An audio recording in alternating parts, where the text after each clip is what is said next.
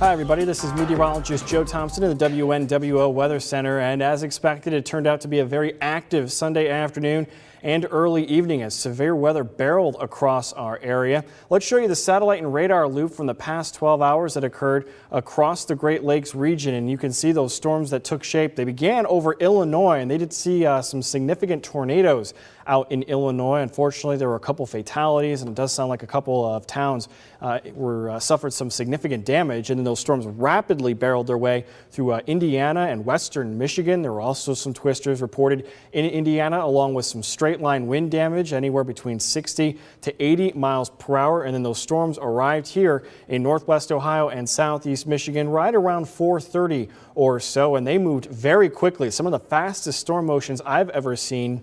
They were moving as rapidly as 75 miles per hour off towards the northeast. There were numerous reports of damage across the region, lots of reports of downed power lines as well as trees across the region due to the strong gusty winds. There were also a number of tornado warnings throughout the evening. We have not heard any confirmed touchdowns here in the region, and it'll have to be up to the National Weather Service to send out some survey crews to determine whether any damage was caused by straight line winds or from actual twisters.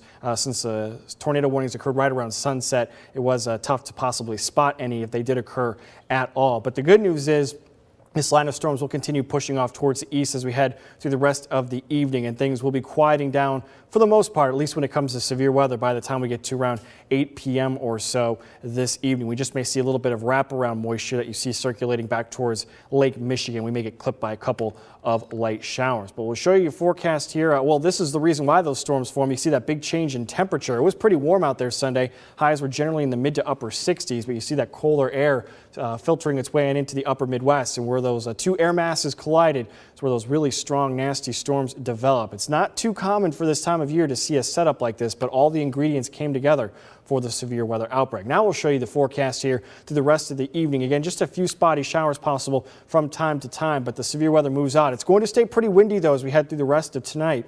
You'll likely hear those windows rattling through the overnight period, and it will stay quite windy into the day on Monday, but it will be dry as we start off the new work week. Not expecting any rain out there, but we'll still see gusts, so 30, even 40 miles per hour, not out of the question. We'll see things really quiet down Monday night, and we'll keep the dry weather going on into the day on Tuesday, though it is going to be significantly cooler compared to where we were at for the weekend. So for the rest of tonight, just expect a few spotty showers. Again, it will stay windy, sustained winds 20 to 30 miles per hour with gusts up to 40 miles per hour. Low temperatures bottoming out in the lower 40s, and we're not going to warm up too much as we go into your Monday. Highs only topping out in the mid to upper 40s under partly cloudy skies, and things will stay blustery, so there'll certainly be a chill to the air for your Monday.